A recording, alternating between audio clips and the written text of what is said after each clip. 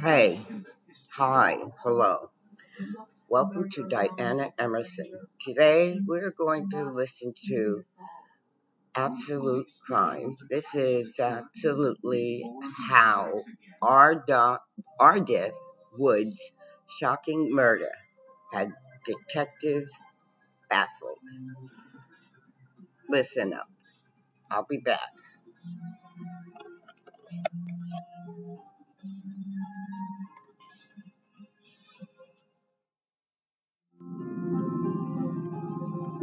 It is early afternoon on August 6, 2003, when Ardith Wood borrows her brother's bicycle and sets off, as she often does, from her parents' home in Orleans, on the outskirts of Ottawa.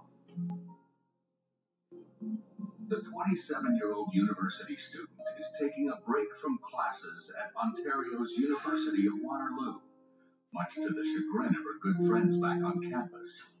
The last time I saw Arden, she was standing at the door at my apartment, and I asked her when she would be back, and she told me the date, and I can't remember what it was now, but it seemed like a long time, and I remember when she said, I know, but you can give me a call and that sort of thing, and then she left. Jill and Ardith met when they were both working as teaching assistants in the university's philosophy department, and Ardith made quite an impression. She was very tall and had long blonde hair, and she always had interesting clothes on, and she was beautiful.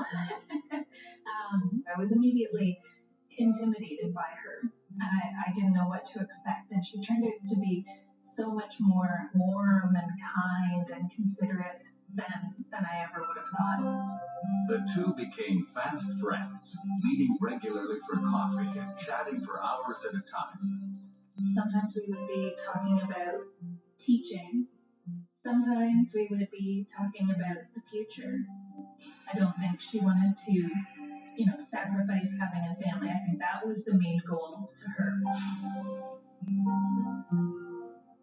The trip home to Orleans gives her the chance to spend some time with her close-knit family. And on this afternoon, Arden has promised to get back from her bicycle ride in time to go shopping with her mom. It is a typical August day in the Ottawa region, hot and humid. And there is a thunderstorm brewing on the horizon. When the afternoon comes and goes, and the always responsible Ardith has still not returned home, her family begins to worry. Gotta get some coffee. They head out looking. Yeah, pajama time. No sign of her. Pajama time. When night falls, they abandon their search and call police. Early the next morning, the Wood family contacts friends and neighbors, and they meet at Ottawa's Aviation Museum. But the searchers have their job cut out for them, with nearly 200 kilometers of city bike paths and no idea where Ardith was headed. The local media gets Arden. wind of her That's the disappearance. woman's name. Okay. Arden. Arden. Word travels quickly. Her boyfriend, Kristen, he phoned me at my apartment, and he said Ardith is missing. And the whole time we were thinking, we're going to call it a and it will be somebody saying, oh, it was a misunderstanding, or, she phoned. But even the police fear for Ardith's safety. Right now, they're just searching for a missing girl. But at that point, I'm thinking, it's not good.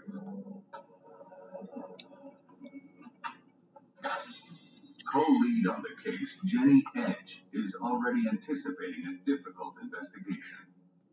When you're talking about a young woman who's had no police involvement and has led a very normal, very average, very well-behaved lifestyle, it complicates things greatly right from the very beginning. Because police have nothing concrete to work with, no troubled history, No obvious motive, and not a single suspect. I'm gonna work on They this appeal for a to the little bit. public for any information that could help them get a start. This And is within the minutes, loom, the phones begin to ring. and this is making socks. One of the calls This is would from a not young be woman one of my who tells favorite police go-to about an products, unsettling but encounter it keeps my mind and my hands busy. She was heading east in New Orleans, and when they stops her to ask her some questions, she described him as fairly young, no shirt, light hair, muscular build. She described him as being quite good looking, but that once he started to talk, he just wasn't quite right. He was a little creepy. The man tried unsuccessfully to lure her down an isolated pathway. She fled, but he pursued her until she reached the safety of a residential neighborhood. So we're thinking this guy's down Well, here. I He's think a I sexual predator, did and he's in the the area. row before this one too tight. It's tight. Philosophy student Arden Wood has come home to Orleans, Ontario, just outside of Ottawa, to spend summer vacation with her family. On a hot August day, the 27-year-old borrows her brother's bicycle and heads out for a ride, promising to be back shortly to take her mother shopping.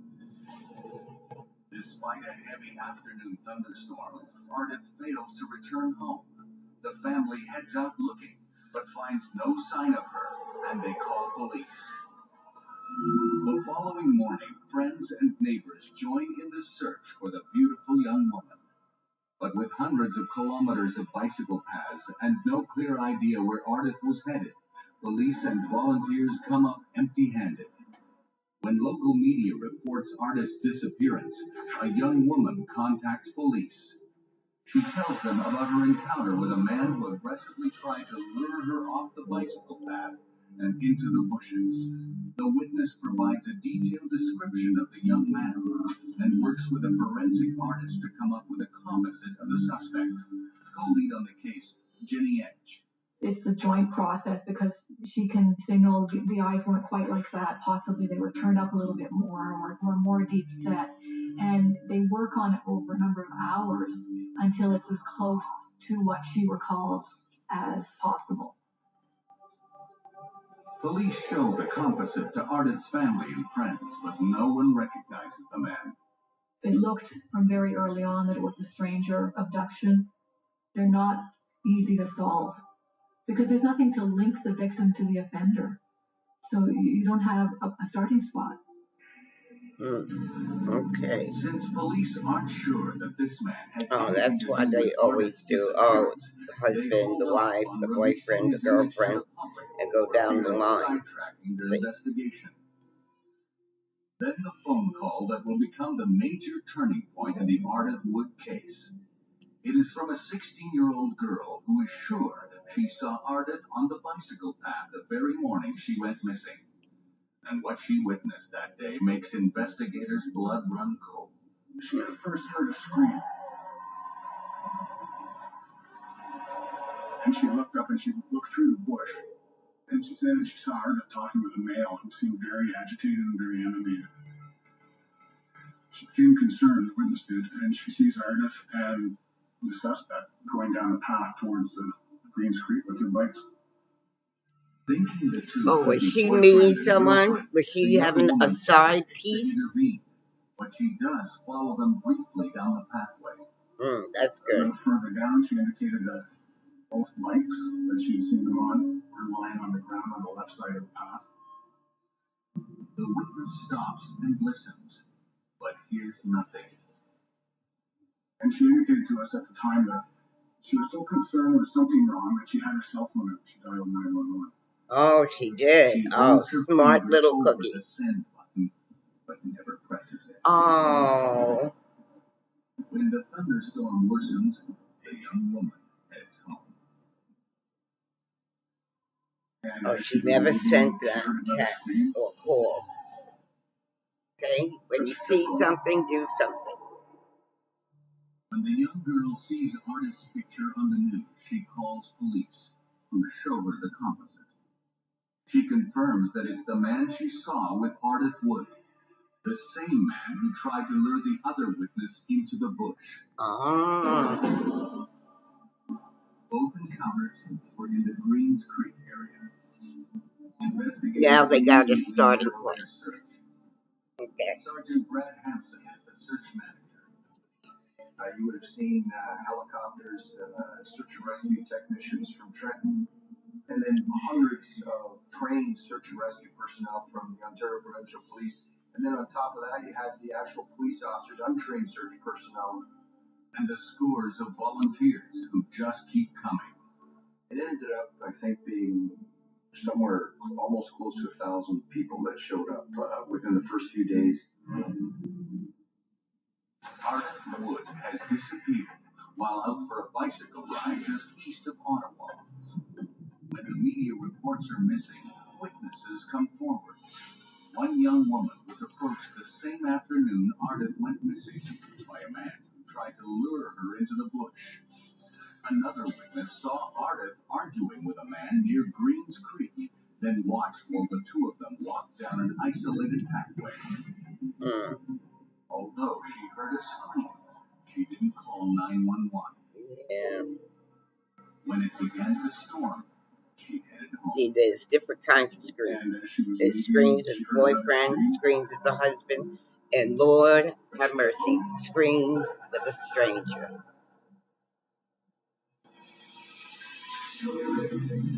4 days later, the city is the site of the largest search in its history. In addition to hundreds of police, Canadian forces, and search and rescue personnel. They have close to 1,000 volunteers searching both the wooded area, the parkways, and now all of these, this row, I'm going to struck chord with push most it people in down. the community, and especially because these are trails that are used by everybody throughout the city of Ottawa. But it's a phone call from a community on the other side of the Ottawa River that's caught the attention of investigators.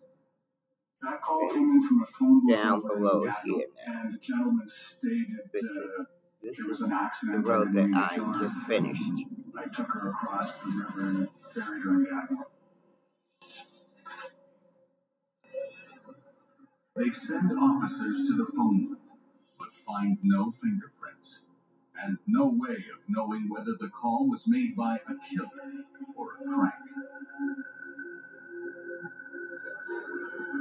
Back at headquarters, police receive a tip from another female cyclist who recalls details from her conversation with the same strange man on the bike path. He gives her some very important information that he was from Plantagenet. And it's just an odd name. Not too many people know the town Plantagenet. It's very small. It's about 60 kilometers east of Ottawa. It could well be an important clue to the man's identity. The woman who reported the encounter feels lucky to have gotten away. She just started biking faster and faster and went home. And first thing she said to her little sister was, "Don't go on near the bike path. Stay off the bike path today. There's a barrel out there."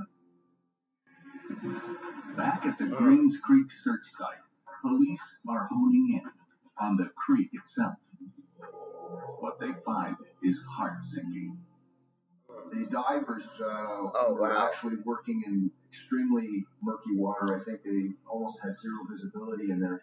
And so they were Now just I'm by doing hand and the feel under the water trying to locate any kind of evidence they could. And then we got the information that they had located a bicycle and that it fit the description of the bicycle that Ardeth Wood had been riding when she went missing. It's telling us it's not going to be good news. The following morning, 5 days since Ardeth Wood's disappearance, we called the OPP and requested their cadaver dog. And within short order, they found Ardeth on the east side of the Greens Creek. She was on the ground, about 25 meters from shore, hidden in a little recessed area behind two large trees. Police inform Ardeth's family that they've finally found her. They know one way or another now. So there's that relief, but then there's all kinds of new feelings that come in, of course, once they know they've lost their daughter. Or their best friend. At first, we thought that she'd been found in the water. So I pictured her in the water. It seemed peaceful to me, and so I was almost comforted by the thought that that's where she had been the whole time. And then we heard that she had been partially buried. Then we knew that somebody else had been involved. Arden Wood, who has been missing for nearly a week, has been found. Her body discovered by a cadaver dog meters from the bank of Greens Creek on the outskirts of Ottawa. The 27-year-old philosophy student had been reported missing 5 days earlier when she failed to return home from an afternoon ride. Arden's borrowed bicycle was located submerged in the creek. When we found out about the bike, we figured out that this was probably a homicide investigation at that point. The search for Arden is the largest in the capital region's history, and the extensive media coverage prompts a flood of calls from witnesses, most of them women. Okay, so he was out there being busy. Strange and aggressive man in the Greens Creek vicinity. Yeah, that was his hunting ground. One young woman saw the man and Arden arguing, and then walking their bicycles down a secluded pathway.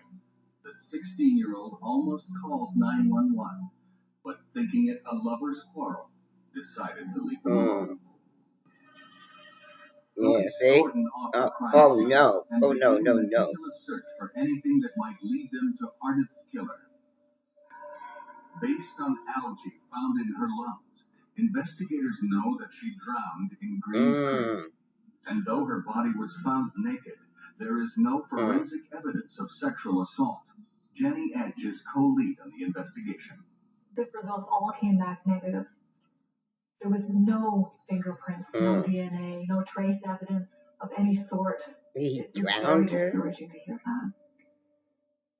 Investigators decide to make public the that's where you get a beating. Okay, because I'd be fighting.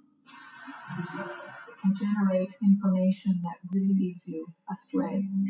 We had people saying that they had seen the man in the composite working at a grocery store. Or, I saw that guy in the composite on the bus last week. Others were very, very detailed. People calling me in to say, that's my ex-husband, he has issues with women, I know it's him. There was 1,000 tips within 2 days. That's a good one. One of the investigators assigned to follow up on them is Ian Pitcock. We were the ones that were responsible. My ass is a killer. Somebody had to do right by her. On a beautiful August morning, Arden Wood's body is laid to rest in Ottawa's Notre Dame Cemetery. 600 people attend the service. 1,000 pay tribute on the street outside. It was a huge story in Ottawa. People were in shock and the city was worried. For weeks, police worked their way through an avalanche of tips. But even the most promising produced no strong suspects. On September 10th, over a month since Arden Wood's body was found, investigators decide it's time to make public an important detail about the man who may have killed her. According to witnesses who met him on the bicycle path, the suspect has a tattoo. Police release a likeness of the winged eagle seen on his upper arm. The hopes were that it would provide additional tips, and it did. It provided a huge number of tips. Anybody that had a bird tattoo, that people were calling in, no matter where it was, on their body, on their face, on their chest, anywhere. So we'd run around and chase the tattoo for a while. Trying to bog down the investigation, but it had to be done. For months, police do their legwork, sifting through the now nearly 4,000 tips, determined to weed out the man responsible for killing Arden Wood. I had a spreadsheet with all the persons of interest on it, and found myself waking up at night sometimes, and I could see them all. sort of just scrolling sort of over and over again. And every day I drove to work, I drive by Greens Creek, and so every day I'm thinking of Arden. I'm driving by, I'm going, come on, let's get this solved. Then, in April 2004, 8 months after Ardeth Wood's death, police believe they may finally have found the man who murdered her. A male from Gatineau who was called in by 2 different callers very early on in the investigation. Not only is Gatineau the same community from which police received the anonymous murder confession, this man was also seen in the vicinity. He was spotted directly across from the crime scene, riding a bicycle. Somebody who passed by and said, hey, that guy looks a lot like the composite drawing. Police interviewed him at the time. So something about what he had said or how he had acted just didn't sit right with them. And they recommended investigators speak with him again. It was a follow-up interview, but a little bit more probing, and there was something just off on his answers. He was very nervous. He had some behavioral issues. We knew that he liked a lot. Everything we were looking for, we were looking at the age 22, blonde hair, well-built. He had a tattoo similar to the one that we were looking for. And he had been a student at Plantagenet High School. This really sort of elevated him into a higher priority file. Police convinced him the only way to clear his name is to speak to them yet again. The interview went on for 3 hours. I felt that he had some issues with impulse control. He had a lot of anger. He talked about how he was like a scorpion under a rock. He never knew what they were going to do. And this scorpion had no alibi for the day of the murder. Well, something's wrong with this guy. A surveillance team on his trail to see what he does. And we get pretty high on it. We follow him around for a week and a half. We like it. I never knew how much work went into police work. You know, investigating, and yeah, I wondered, you know, do they really do it? But when I see these shows and they find out who the killer is years from now, like the cold cases, yeah, I mean, I love their method, their police work. That's a method, their method of how they catch their killers.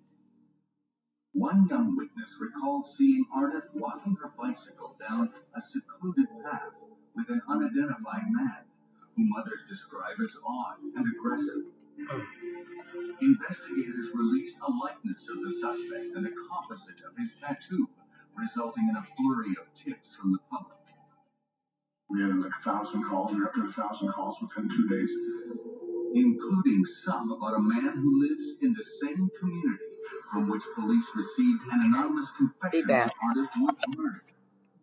The Gatineau resident bikes a lot, matches the description of the suspect, and has a tattoo. I think it's going to be hard to trace this guy. He agrees to a polygraph, and though the results can't be used in court, they can indicate to investigators they've got the right suspect in their sights. We were quite anxious to see what happened with this thing. We were all cramped into the tiny little monitoring room for the polygraph, waiting. It had taken investigators weeks to assemble their case against the Gatineau man. They watch it fall apart in mere minutes. He passed with flying colors. And Go figure. Top of the roller coaster to the bottom, and like I said, it's hard not to all of a sudden just lose all hope. On August 6, 2004, the community marks the 1-year anniversary of Ardeth Wood's murder. And investigators seem no closer to catching the man. A year goes by in From the the tips that investigation. continue to pour in, police have identified hundreds of possible suspects. Some are cleared immediately. Others are moved to the back burner, like a 23-year-old Ottawa resident by the name of Christopher Myers. Case co-lead Jenny Edge. Christopher Meyer met a lot of our criteria, but at the very initial time that he was interviewed as a person of interest, he provided an alibi, provided the name of the person he'd been at home with, and then he'd gone to work after that. What's more, Myers had no tattoo. Police turned their attention to other persons of interest. Then, on a summer evening in 2004, a man approaches a young woman on an Ottawa street. He engages her in conversation. She asks him for a cigarette, and he offers to get her one from home. When she steps into the entranceway of his apartment building, he drags her into the basement and attacks her in the laundry room. Police on this case suspect Christopher Myers, but at the time have no evidence to charge him. That's when Arden Wood investigators hear about the assault and decide to interview him a second time. But Myers disappears, and it's not until February 2005 that they track him down. Detectives Ian Pitcock and Dave Smith arrive at Myers' apartment. He came out and met us on his doorstep. And I really just thought, yeah, this guy does look like a conscious. When he started to speak, I noticed that he had these crowded teeth. And I thought back to what one of the witnesses had said. It was like he had too many teeth in his mouth. The suspect. Oh, geez, that's interesting. Oh, that's a hint. But what about a bird tattoo on his upper arm? Investigators asked him. Chris, can we just see if you have any tattoos? Any of them? He took his whole shirt off, and there was nothing there. But police are convinced Myers is hiding something. And while they can't make him take a polygraph, they can ask him to. Myers reluctantly agrees to the test. And I noticed his body language changed. And he started to bounce a little bit off the wall. It was indications of nervousness. Myers never shows for his polygraph. And investigators decide to take another look at his alibi the day of the murder. He worked at a particular restaurant down in the market, and he had a time card that showed on that particular day he punched in at around 3:30. Myers was seen by his landlady at home late that morning. Was it possible he could have biked out to Greens Creek for 1 o'clock when witnesses saw Arden with the man on the pathway, then had time to get back home before heading to the restaurant for his shift? Detective Smith bikes the route with time to spare. Just proved that it is physically possible, even without a car, to get that far away, do what you did, get back home, and go to work as though nothing happened. But without hard evidence, police have their hands tied. Then, on the night of April 23rd, 2005, a young woman, similar in appearance to Arden Wood, is making her way home along the interprovincial bridge between Ottawa and Hull, Quebec. She was approached by a male on a bicycle who tried to engage her in conversation. She tells him to leave her alone, and he starts to ride away. Then suddenly came back and grabbed her and dragged her into a bush. She manages to fight him off. He steals her purse and takes off. The incident is reported as a robbery, and the Arden Wood investigation team doesn't learn about it for nearly a month. That's when the attacker strikes again. May 11th, 2005. North Bay, Ontario. In the early hours of the morning. A young woman, again similar in appearance to Arden, was walking home. Approached by a male on foot. Again, asking her where she was going, could he walk with her? He tells her he's looking for a particular street, and she sends him off in that direction. He reappeared suddenly a couple of minutes later, grabbed her and dragged her into some bushes. He twists her neck with such force, she says she thought it would snap. The My woman God. fights back, kicking and screaming. Okay. A homeowner came out and Wow. interrupted the assault, and the suspect ran away, leaving his cell phone behind. Okay. Ooh, we got some more evidence. It is more than a year since Ardeth Wood's death, and police seem no closer to catching her killer. The man investigators were convinced had committed the murder easily passed his polygraph. It just takes the wind out of your sails completely. Then police learned that a man they had already spoken with early on in the Ardeth Wood case might now be connected to a recent sexual assault. His name is Chris Myers, and investigators decide to interview him again. Not only is the 24-year-old a dead ringer for the composite, he appears nervous at the idea of a polygraph. Oh yeah, he looks like that guy.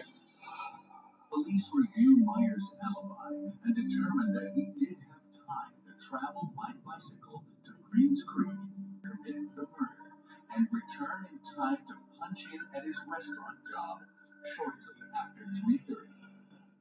But we don't have evidence. We don't have smoking gun. Then in April of 2005, a young woman is sexually assaulted while crossing an Ottawa bridge, and another attacked in May while making her way home in North Bay. The assailant drops his cell phone at the North Bay scene, and police trace it to an Ottawa woman who says it belongs to her son. His name is Christopher Myers. While North Bay officers prepare to arrest their sexual assault suspect, We had two of our robbery investigators up in North Bay. They caught wind of the sexual assault. He said that guy has a lot of similarities to the Ardeth Wood killer. might investigators have finally found their man? And can they assemble the evidence they'll need to bring him to justice? Kinnear heads to North Bay to interview Myers, who's just been picked up by local police on his return from a week-long bike trip. The other day I fell asleep on one of the tapings. I just put it up because see, that's what happened. Okay, this is my day. Things that go on with me. I want to talk to you about the Ardeth Wood killing. He said, oh yeah, I've already spoken to him about that several times because he had to. I've never murdered anyone in my life. Whatever. Cool. So I explained to him, like, go on the polygraph, pick the polygraph, and if it clears you, we're off your tail. We just want you off our plate. And he agreed. Yeah, sometimes when they did do it, they would say, yes, I'll take the polygraph test. Jerry and I went out and spoke with Chris's ex-girlfriend. She tells them that he was physically abusive towards her and sexually aggressive with her friends. That he regularly biked the pathways in and around Ottawa and often rode the streets of the city late into the night. And they confirm that Chris Myers went to school in Plantagenet, just like the cyclist who had aggressively approached young women on the pathway the day of Ardeth Wood's murder. Although Myers has repeatedly proved to police he has no tattoos, his former girlfriend provides the missing piece to the investigators' puzzle. She said he would use little fake stick-on tattoos that we used to use as kids. And he just loved these things. And she did tell us that he had one similar to what we were looking for at the time. Police are now certain that Myers is their murderer. Will a polygraph confirm it? Well, Over let's the course see. of 5 hours, the examiner repeatedly asks Myers. His answer is always the same.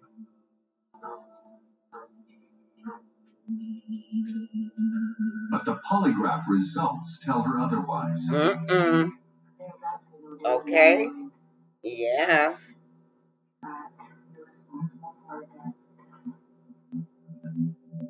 I knew in my mind it was him. Now, knowing if I could prove it is a different matter. Yeah. No matter what anybody says, whatever the machine says, nothing. I did not kill nobody. Period. Given the resemblance of Arden Wood to the victim of the Ottawa Bridge assault, A little smaller in stature, but very similar in physical appearance. and the similarities between the two attacks, He approached her and tried to strike up conversation. Says, "Do you wanna hang out?" investigators bring the sexual assault victim in to try and identify her assailant. She was shown lineup, including Chris Myers, and verbally she didn't say that's him, but physically she was almost violently ill. But even if Chris Myers is guilty of multiple sexual assaults, there is no evidence to charge him with murder. Forensic results showed no sign of sexual assault against Arden Wood, and no DNA left at the crime scene. And there's not a piece of clothing, there's not a piece of identification. We had zero evidence from the scene to link to Christopher Myers. The whole case rested on a statement coming from him. On October 13, 2005, more than 2 years after the murder of Arden Wood, police prepare for what could be their final interview with the man who they believe killed her. Okay. When Ottawa resident Christopher Myers They're getting drops his closer. cell phone at the scene of a North Bay sexual assault, local police track him down and arrest him. That's when an officer notes the 25-year-old's resemblance to the composite in the Wood homicide and contacts Ottawa investigators. Jerry Kinnear There's travels another to North guy. Bay to interview Myers and convince him to take a polygraph. He fails. Oh, we got him, huh? His most recent girlfriend, who supplies a ton of information on him and makes him look very interesting. And when one of the sexual assault victims clearly identifies Christopher Myers from a photo lineup, investigators are certain Myers attacked and killed Arden Wood. But proving it is another matter. Police need a confession from Myers, and the man whose job it is to get it is top-notch interviewer Martin Graham. To immediately bring the subject back to that time. So what we had done is we created maps. We put up his mugshot from the time against a composite below, a number of sightings of him. Yeah, today's But no will makeup the day. strategy work? Chris Myers? Okay. Detective Sergeant Martin Graham. Graham decides to play hardball. We know what time Arden Wood went missing. We know you were there. We know you spoke to her. But Myers isn't buying in. So when did you meet her? Chris, it's not an issue. How do you know what the woman looks like? I'm not interested. Graham realizes he's made a crucial mistake, one that could cost him the confession. He hadn't bought into it in any shape or form, because he literally told me, "You have nothing on me. You have nothing." Like, Jesus, come on, tell me. DNA because I want that. That's it was DNA because I've already arrested before. Why? Graham changes tactics, gradually becoming Myers' confidant. Well, listen, you know one of the things that I'm happy to do? Can I get you a glass of water or something? We can talk through this. Let's get it from the back of your head. I know it's not going to be easy to talk about. I know that. The way he would speak with him, it's almost like a father-son. Yeah, I was doing it tight. I think 1 or 2 rows. Just started giving it up. It was tight. She puts down her speed bike. You put down your mountain bike. Hug and kiss. And then what? Show me what you did. Alright? Now, I want you to, you know what? One of the best things you can do, and the easiest ways to recall memory, is to relive it. So you tell me what you did. Everything you did, put your hands on it. Yeah. Okay. And what did she do? And then, yeah. And then, girl walked up. And then, Don't worry, I ain't showing anything. Although Myers doesn't directly admit to murdering Arden Wood, he does confess to meeting her on the bicycle path. If you'll excuse me for a minute, Chris. Is there anything I can get you? Graham gambles that Chris Myers is prepared to admit to more. I'll tell you what you can do for me. What I want you to do is draw in your best hang on whatever you can remember, where you stood, where the bikes were, and everything else. Okay? We'll be alright. We'll carry on in a few minutes. To investigators' relief, Myers takes the bait, providing police with the kind of detail only someone who'd been down at the creek with Arden would know. Putting himself on the bike path, we thought was enough for him to be charged. That was that link we were looking for, was him putting himself there.